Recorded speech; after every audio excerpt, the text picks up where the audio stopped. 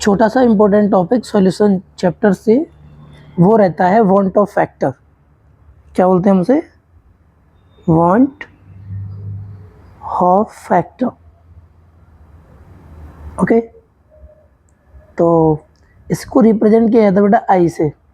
इसकी ज़रूरत क्या है, इसे डिफाइन क्यों करना पड़ा, वो थोड़ा सा बता देता हूँ एक बार। एक्चुअल में क्या है कि जब भी कोई सॉल्यूट किसी सॉल्वेंट में डिसॉल्व करने पर डिसोसिएशन या एसोसिएशन शो करता है। डिसोसिएशन मीन्स मतलब टूट जाता है आपस में, मतलब क्या बोल सकते हैं कि जो आयंस है वो दूर दूर हो जाते हैं, आयंस में ब्रेक हो जाता है, ऐसा कुछ हो। या फिर एसोसिएशन हो, मतलब वो मॉलिक्यूल आपस में जुड़ जाता है। तो उस सिचुएशन में हम वहाँ पर यह बोल सकते हैं कि जो नंबर ऑफ मॉलिक्यूल्स, जितने सॉल्यूट के मॉलिक्यूल्स हमने सॉल्वेंट में डिजोल्व किए उतने नहीं रहे जितने डाले गए थे सॉल्यूशन के अंदर। ऐसा मैं क्यों बोल रहा हूँ? अरे भाई सीधी सी बात है, अब बात को समझो। कॉलिगेटिव प्रॉपर्टीज़ किस पर डिपेंड करती हैं? कॉलिगेटिव प्रॉपर्टीज़ डिपेंड करती हैं नंबर ऑफ मॉलिक्यूल्स पर। ये तो बात मालूम है ना सभी को। तो जैसे मान लीजिए एसिटिक एसिड है, जस्ट एग्जांपल से समझा रहा हूँ, CH3COOH एसिटिक एसिड। इसमें क्या होता है कि इसके दो मॉलिक्यूल्स आपस में जुड़ जाते हैं और हाइड्रोजन बॉन्डिंग के थ्रू, और ये एसोसिएशन के बाद कुछ ऐसा हो जाता है, मतलब डायमर बनाता है। ये जो बना इसे क्या बोलते हैं बेटा? डायमर। ओके, और इस प्रोसेस को कहते हैं डायमेराइजेशन। ओके, तो होता क्या है इसमें, देखो ये CH3 और C डबल बॉन्ड O और ये OH, ठीक है, और C डबल बॉन्ड O और OH और CH3, कुछ ऐसा। तो इस ऑक्सीजन की इलेक्ट्रोनेगेटिविटी ज़्यादा होने की वजह से इस पर डेल नेगेटिव, हाइड्रोजन पर डेल पॉजिटिव चार्ज आएगा, इस पर ऑक्सीजन पर डेल नेगेटिव, कार्बन पर डेल पॉजिटिव चार्ज आएगा due to the electronegativity difference. जैसे हाइड्रोजन पर पॉजिटिव, ऑक्सीजन नेगेटिव, इस ऑक्सीजन पर नेगेटिव, कार्बन पर पॉजिटिव। तो यहाँ पर इसके बीच में डेल पॉजिटिव नेगेटिव के बीच में एक अट्रैक्शन होता है जिसे हम क्या बोलते हैं? Hydrogen bond. ये काफ़ी स्ट्रॉन्ग होता है, तो इसमें हाइड्रोजन बॉन्डिंग की वजह से ये भी जो बना इसे भी हम क्या बोलते हैं? Hydrogen bond. हम बोल सकते हैं कि जैसे एग्जांपल के थ्रू कि जैसे मान लो ये 100% एसोसिएशन शो करे, इस प्रोसेस को हम क्या कहते हैं? एसोसिएशन। ओके, मतलब आज की इस वीडियो में मैं आपको बस यही बताऊंगा वांट ऑफ फैक्टर और इसके सारे फॉर्मूले एंड एसोसिएशन डिसोसिएशन में हम कैसे कैलकुलेट करते हैं इसको, ठीक है ना। एक मज़ेदार वीडियो हो सकती है ये और बहुत अच्छी, ठीक है ना, ध्यान से समझना। इसमें डिग्री ऑफ डिसोसिएशन भी इंक्लूड होगा, मतलब जो एसोसिएशन या डिसोसिएशन वाला जो पार्ट है, डिग्री वाला पार्ट है, अल्फा भी इंक्लूड होता है, ठीक है। चलो मैं इसी बात को इधर समझाता हूँ। जैसे CH3COOH, अभी मैंने कहा इस तरीके से जो जुड़ा, इस प्रोसेस को हम एसोसिएशन कहते हैं। ओके, तो जैसे मैंने कहा इसके 2 मॉलिक्यूल्स हैं CH3COOH, कुछ इस तरीके से अरेंज हो रहा है। इसका मतलब है कि अगर मान लीजिए, सब एक एग्जांपल बता रहा हूँ मैं बस, कि मैंने इसके 100 मॉलिक्यूल लिए। कितने लिए? 100 मॉलिक्यूल्स। ओके, तो यहाँ पर कितने रिप्रेजेंट होंगे? यहाँ पर ये दिखेंगे 50 मॉलिक्यूल्स ओनली। क्यों? क्योंकि यहाँ पर ये जो 100 मॉलिक्यूल्स हैं, इनमें से दो मॉलिक्यूल ने आपस में जुड़ करके एक नया मॉलिक्यूल बना लिया। समझ पा रहे हैं आप? एक नया मॉलिक्यूल मान लें आप इसे। ओके, तो इस वजह से आप ये कह सकते हैं कि जो कॉलिगेटिव प्रॉपर्टीज़, जितनी वैल्यू उसकी होनी चाहिए थी कॉलिगेटिव प्रॉपर्टी की, क्योंकि कॉलिगेटिव प्रॉपर्टी किस पर डिपेंड करती है? इस नंबर पर। ओके, वो अब आधी हो जाएगी क्योंकि मॉलिक्यूल भी आधे हो गए। समझ पा रहे हैं बात को? मतलब कॉलिगेटिव प्रॉपर्टीज होती क्या है? अगर आपसे कोई पूछ ले कि कॉलिगेटिव प्रॉपर्टीज होती क्या है, कॉलिगेटिव प्रॉपर्टीज, चलो मैं लिख देता हूँ। Colligative properties, those properties of solution, those properties of solution which depends upon number of solute particle, okay, are called colligative properties, colligative properties of solution, simple. Okay, जिनको हम कुछ कौन कौन सी होती थी ये तीन चार कॉलिगेटिव प्रॉपर्टीज होती थी। कौन कौन सी? एक होता था relative lowering, relative lowering in vapour pressure, in vapour pressure, and second is elevation in boiling point, elevation in boiling point, and third is depression in freezing point,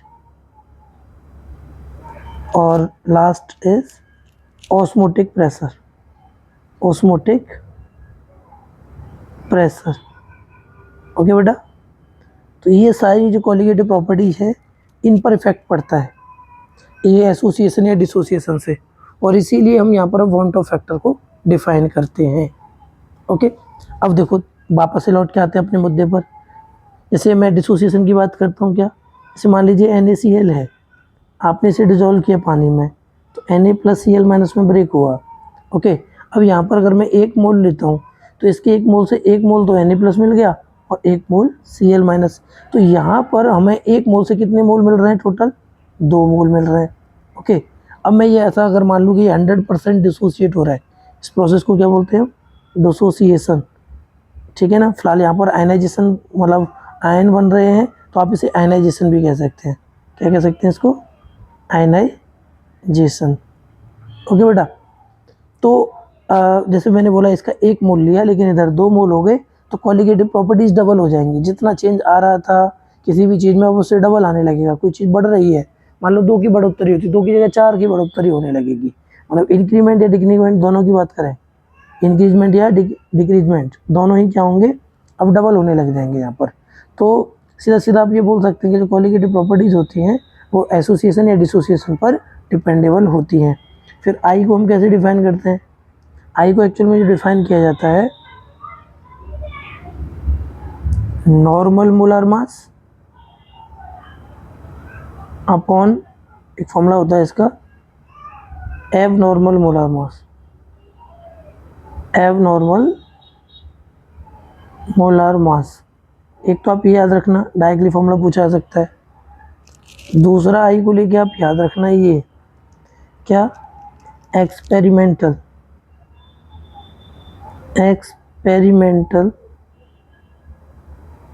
colligative properties, colligative properties upon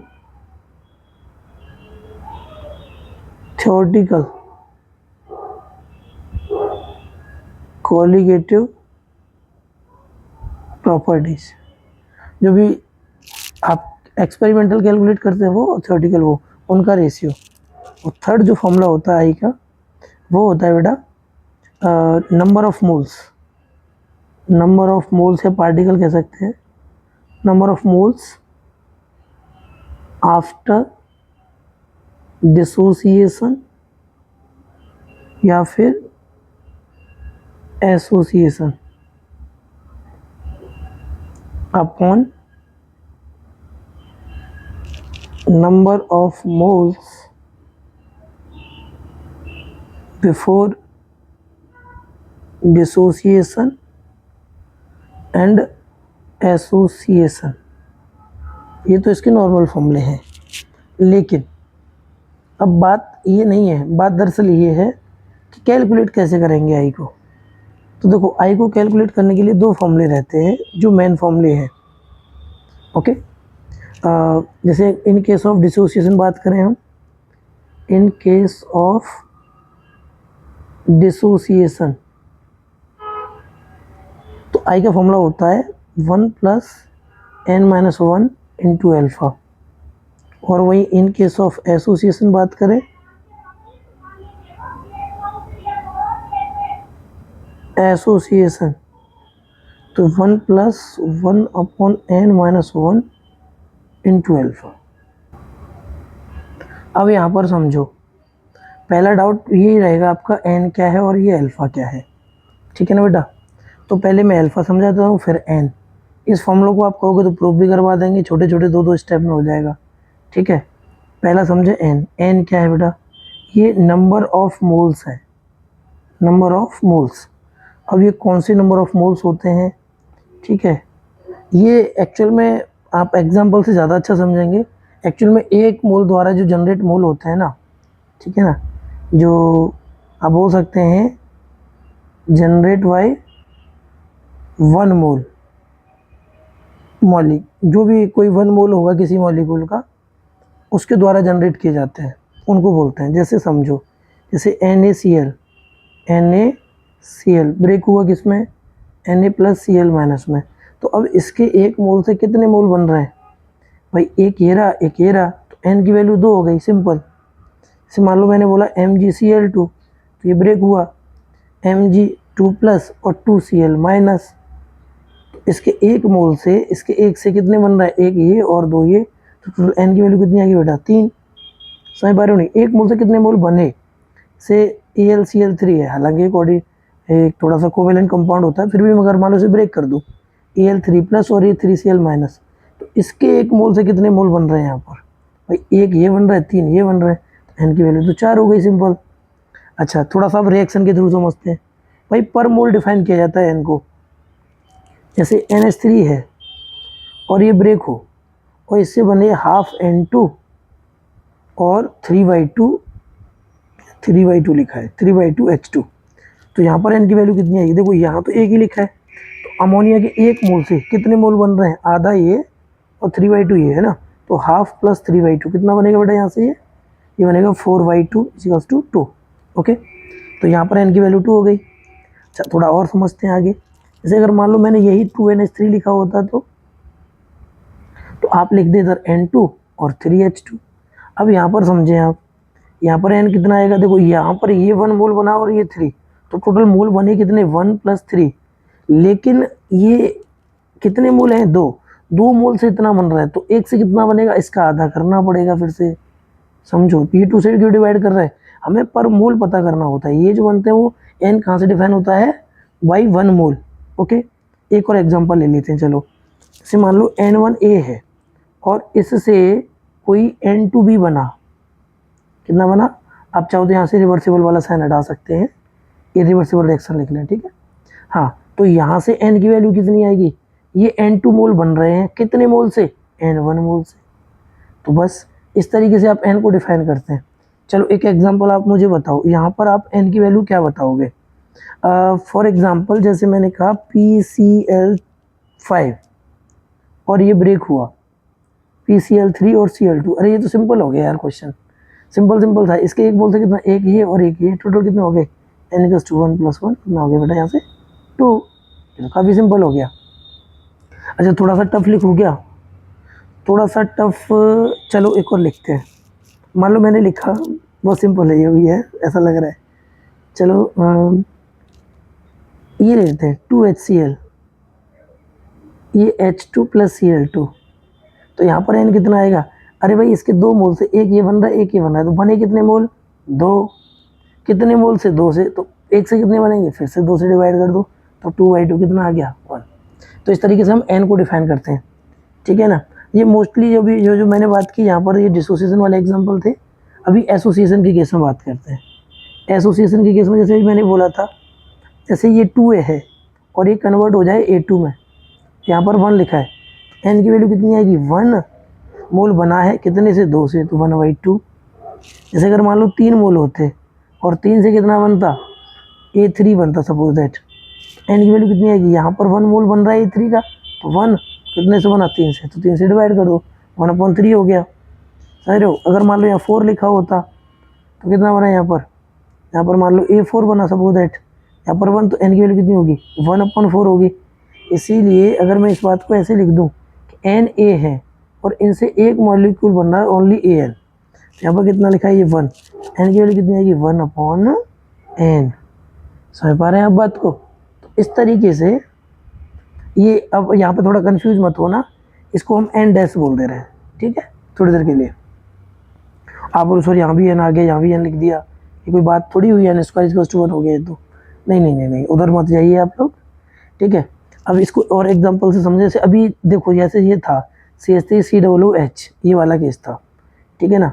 अब इसके दो molecule थे, association से हो रहा था, लेकिन एक चीज़ याद रखना, यहाँ पर ये 100% वाला केस भी ये वाला काम करता है। वैसे एन के केस में तो कोई दिक्कत नहीं है, एन को तो समझ ही लो। यहाँ पे कितना लिखा है, जैसे 2 लिखा है तो यहाँ पर कितना आ गया, 2 आ गया। तो आप ये बोलोगे कि 1 मोल बन रहा है, 2 से 1 मोल बन रहा है, तो एन की वैल्यू कितना, 1/2। सिंपल सिंपल ऐसे करके कैलकुलेट करते हैं वन टर्म फैक्टर को। ओके बेटा, अब थोड़ा सा चलो एक बार मैं एल्फा के बारे में भी बता देता हूँ। एल्फा को क्या बोलते हैं हम, इसको कहा जाता है डिग्री ऑफ डिसोसिएशन, अगर डिसोसिएशन हो रहा हो तब, अदरवाइज क्या बोलोगे इसको, एसोसिएशन। ओके बेटा, चलो अब आगे समझो डिग्री ऑफ डिसोसिएशन या एसोसिएशन के बारे में, आगे चलते हैं। क्या अगला पॉइंट क्या है सी अल्फा को लेके, समझो।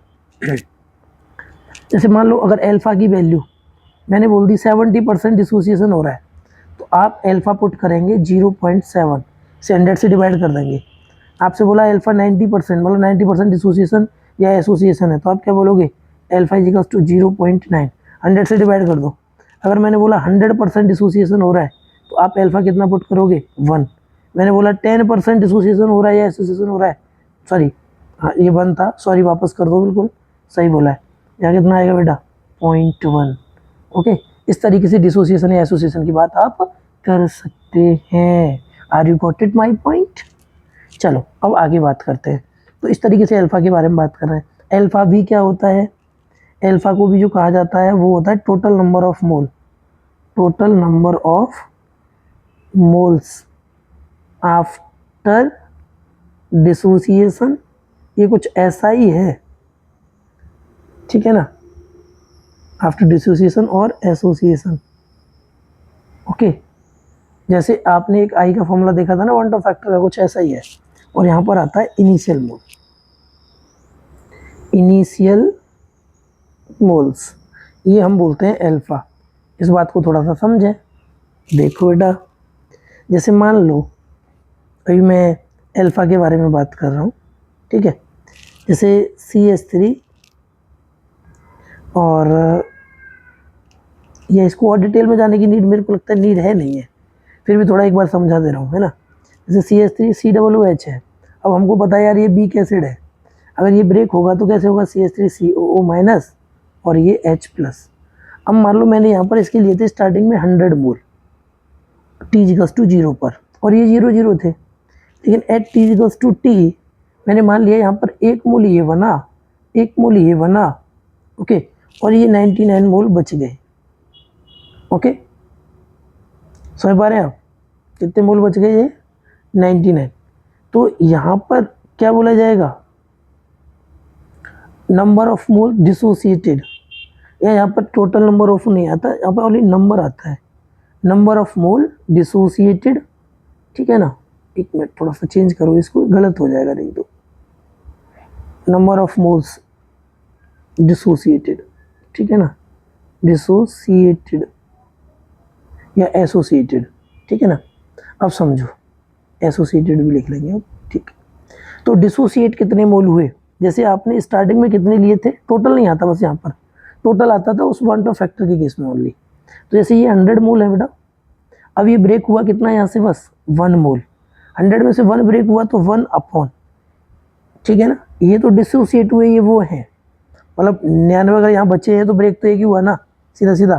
तो 1 मोल ब्रेक हुआ, और स्टार्टिंग में कितने थे, 100, तो यहाँ से अल्फा कितना आ गया, 0.01। आप जैसे अगर आप अल्फा की वैल्यू इसमें 100 से मल्टीप्लाई कर दो, इसमें मान लो 0.01 में फिर से 100 से अगर मल्टीप्लाई कर देंगे तो अल्फा आ जाएगा 1%। 1% का मतलब क्या है, 100 में से कोई एक ब्रेक होगा। मैंने एग्जाम्पल में भी वही लिया है समझाने के लिए। ओके, इसका मतलब है जैसे 70% यहाँ लिखा है, 70%, इसका मतलब क्या है कि अगर कोई चीज़ आपने 100 ली तो उसमें से 70 खर्च होगी, मतलब उतना डिसोसिएट होगी बस। ओके, इस तरीके से डिफाइन करते हैं अल्फा को। अब चलो थोड़ा आगे चलते हैं। अब मान लो एक एग्जांपल और समझो थोड़ा सा कैसे मैंने डिसोसिएशन के केस में, जैसे डिसोसिएशन था तो इस केस में जो मैंने फॉर्मूला लिखा है आई का वो कितना है 1 plus n minus 1 into alpha. ये कैसे आया, तो इसको डिफाइन करने का तरीका क्या रहता है बेटा, इसको थोड़ा सा समझ लें। देखो डिसोसिएशन हो रहा है, जैसे मान लो मैंने कोई ए लिया और ए काफ़ी बड़ा मॉलिक्यूल था, उससे बी बना कोई और उसके एन मोल बन गए। कितने मोल बन गए, एन। इसके एक मोल से, क्योंकि पर मोल पर डिफाइन कर रहा है ज़्यादा सिंपल रहेगा। तो एट टी इक्वल्स टू 0, ध्यान से समझना, मैंने ये मान लिया 1, कितना मोल है यहाँ पर, ये 1 मोल, और स्टार्टिंग में ये कितने थे 0 मोल, और at T equals to T इसके कितने मोल बनेंगे, आपको याद आ रहा है कुछ, एन एल्फा। हम ऐसे लिखा करते थे, मतलब जैसे एन बन रहे हैं तो हम उसमें एल्फा से मल्टीप्लाई कर देंगे, एन एल्फा। तो ये बचे कितने, ये बचे बेटा कितना 1 माइनस एल्फा। अब यहाँ पर 1 लिखा है इसीलिए अल्फा क्या गया, 1 आ रहा है। यहाँ एन लिखा है इधर तो यहाँ एन आ रहा है। आप मेरी बात समझ पा रहे नहीं। तो अब यहाँ पर जब हम आई डिफाइन करते हैं तो n final upon n initial आता है। फाइनल मतलब टोटल मोल फाइनल कितने थे, ठीक है, तो कितना है ये 1 minus alpha plus n alpha, और स्टार्टिंग में कितना मोल था बेटा, सिर्फ 1 था, 1 से डिवाइड कर दो, आई इक्वल्स टू कितना, इन दोनों में से एल्फा कॉमन ले लो तो 1 plus n minus 1 into alpha. तो इस तरीके से हम आई को डिफाइन करते हैं। हाँ, कुछ का एक डाउट हो सकता है कि सर आपने ये एन एल्फा कैसे लिखा, इसके लिए आपको आयनिक इक्विलिब्रियम को थोड़ा और ठीक से पढ़ना पड़ेगा। यही एक बेसिक कंसेप्ट होता है बेटा। यहाँ पर एल्फा क्या है, डिग्री ऑफ डिसोसिएशन, ओके, तो एन मोल बनना है तो यहाँ पर एन एल्फा। वहीं पर अगर एसोसिएशन की केस में बात करेंगे, सिंपल है एसोसिएशन। तो एसोसिएशन के केस में क्या करते हैं, जैसे मान लो एन मोल इधर ले लेते हैं और सपोज दैट यहाँ पर कितना बन रहा है, यहाँ पर बन रहा है ए एन ही बन रहा है, ठीक है। अब एग्जाम्पल ये, तो एट टी इक्वल्स टू 0 क्या करोगे, इसमें फिर से वही 1 मोल ले लो और ये 0 ले लो। At T equals to T पर कितना, यहाँ पर कितना लिखा है 1, तो यहाँ पर कितना 1 मोल बनेगा, तो यहाँ पे लिखेंगे हम ओनली 1 एल्फा। कितना लिखेंगे 1 एल्फा, और ये बच्चे कितने, तो इसमें से माइनस कर देंगे 1 माइनस कितना, जितना यहाँ लिखा है एन लिखा है तो एन एल्फा। यहाँ पर एल्फा क्या है, एल्फा है डिग्री ऑफ एसोसिएशन, ओके बेटा, और ये है डिग्री ऑफ डिसोसिएशन, ओके बेटा। चलो अब यहाँ पर देखो कंसेप्ट वही है। आई हम कैसे डिफाइन करते थे, आई कैसे डिफाइन करते थे, आई को डिफाइन करने का तरीका होता था टोटल मोल कितने हैं 1 माइनस एन एल्फा, ओके, और प्लस एल्फा इतना बना, ठीक है, और इनिशियल मोल कितने हैं, इनिशियल मोल है 1, इनिशियल मोल कितने हैं 1। तो आई इक्वल्स टू कितना बना, यहाँ से आई इक्वल्स टू बना, एक मिनट, 1 प्लस एल्फा, एक मिनट यहाँ कुछ गड़बड़ हो रही है भाई, एक मिनट, ये एन एल्फा सही लिखा है मैंने, डिग्री ऑफ डिसोसिएशन एल्फा, क्योंकि ये 1 अपॉन आना था यहाँ पर, इसके एन मोल खर्च हो रहे हैं तो माइनस एन एल्फा आएगा। क्यों स्लिप हो रहा है माइंड से, क्योंकि अगर ये 1 लिखा है तो ये 1 एल्फा लिखेंगे तो कितना हो जाएगा 1 minus n alpha.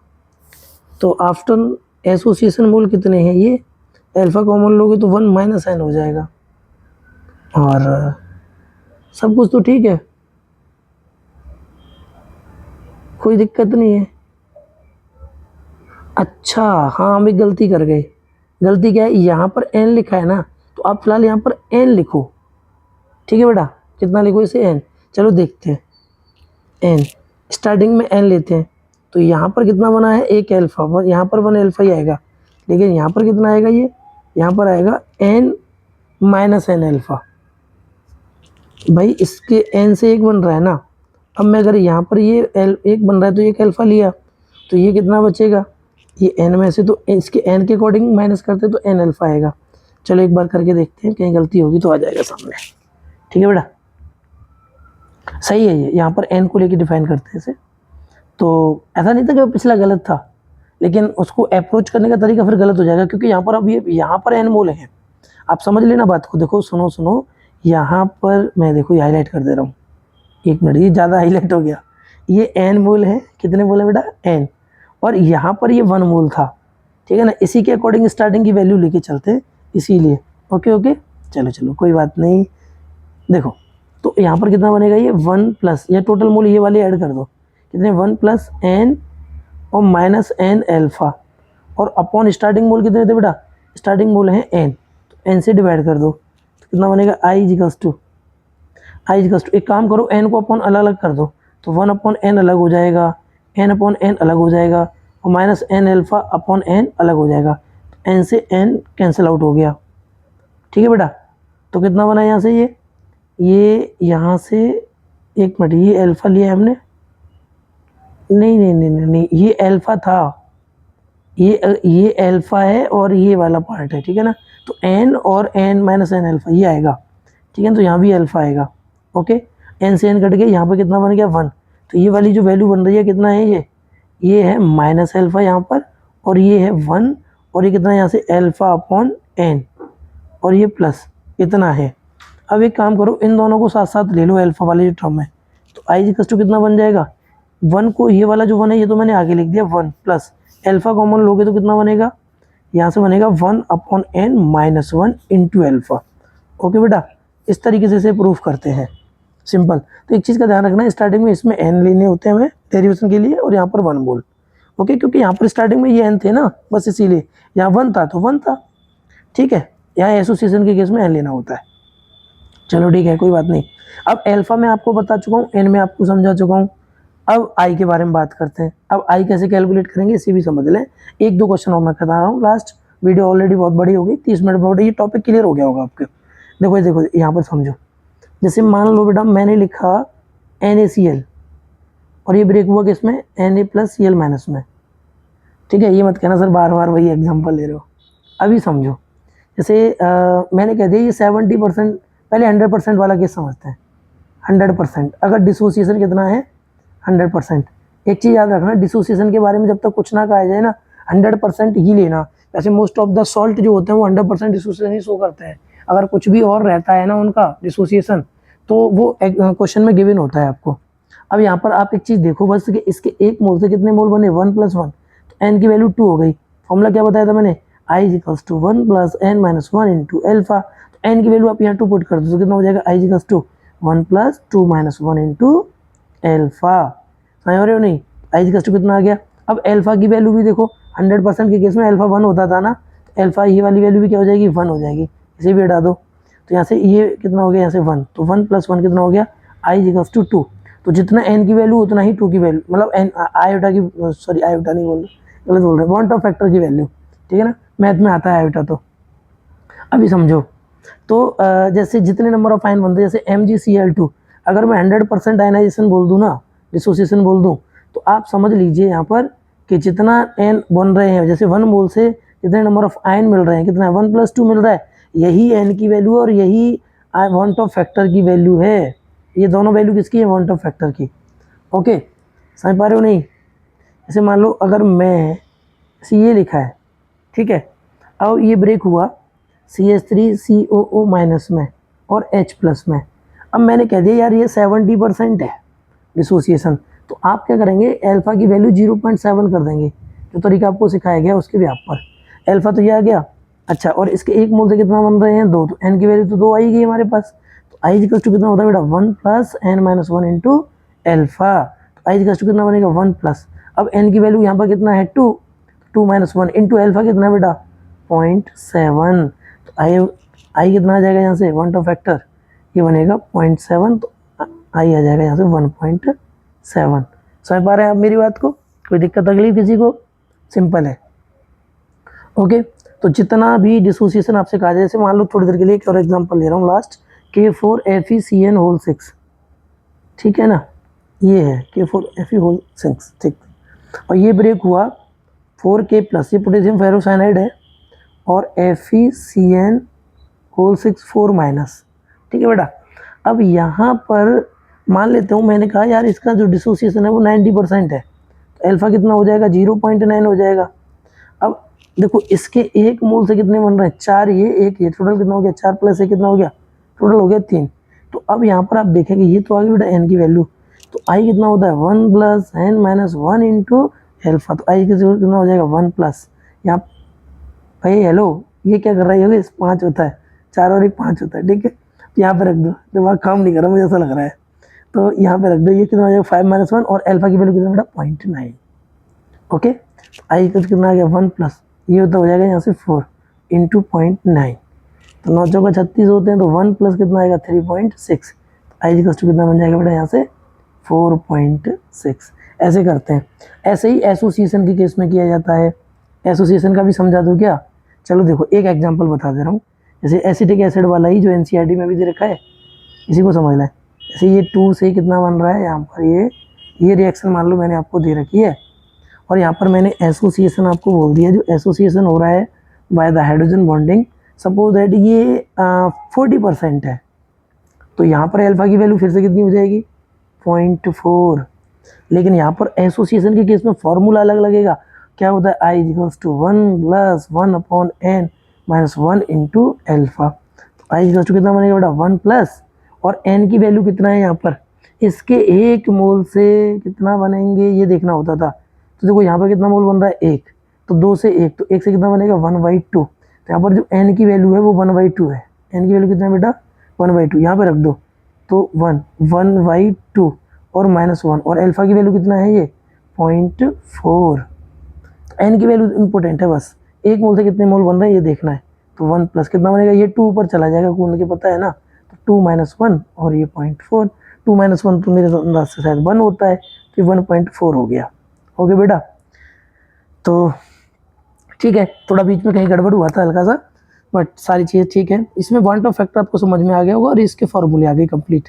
Colligative properties में इसका क्या यूज है लिख दूँ क्या, अरे लो लिख देता हूँ, रुको, मतलब उसके फॉर्मूले कुछ ऐसे हो जाते हैं, जैसे आप लिखते हो जैसे P0 माइनस PS, ठीक है ना, और अपॉन P0, तो कितना हो जाएगा वो आयोटा और एक्स सॉल्यूट हो जाता है, ये बन जाता है फॉर्मूला। उसके अलावा जैसे आप डेल्टा TV लिखते हैं तो वो कितना हो जाएगा iota KB into m, okay. Next अगर हम बात करें डेल्टा TF के बारे में, तो कितना हो जाएगा, सॉरी आयोटा नहीं आई है, ठीक है ना, अरे यार ये मैथ पढ़ाने के बाद ऐसा ही होता है, चलो आई इंटू कितना KF इंटू एम, और एक और क्या पाई इक्वल्स टू कितना हो जाएगा ICRT, ठीक है ना, तो हर जगह आई से मल्टीप्लाई कर देंगे, जहाँ जहाँ आयोटा बोला हो उसे नॉर्मल आई बोल लेना बेटा, पॉइंट ऑफ फैक्टर आई है यहाँ पर, ओके। अच्छा यहाँ पर ये KB क्या है, इवेलोस्कोपिक कांस्टेंट बोलते हैं, या मोलर एलिवेशन कांस्टेंट, ये क्रायोस्कोपिक कांस्टेंट होता है, ठीक है ना, इसको मोलर फ्रीजिंग कांस्टेंट भी बोलते हैं, ओके। चलो ठीक है, इतना ही बहुत है यार, चलो रिवाइज कर लो इसे, रिवीजन के लिए था बस, okay bye bye, take care.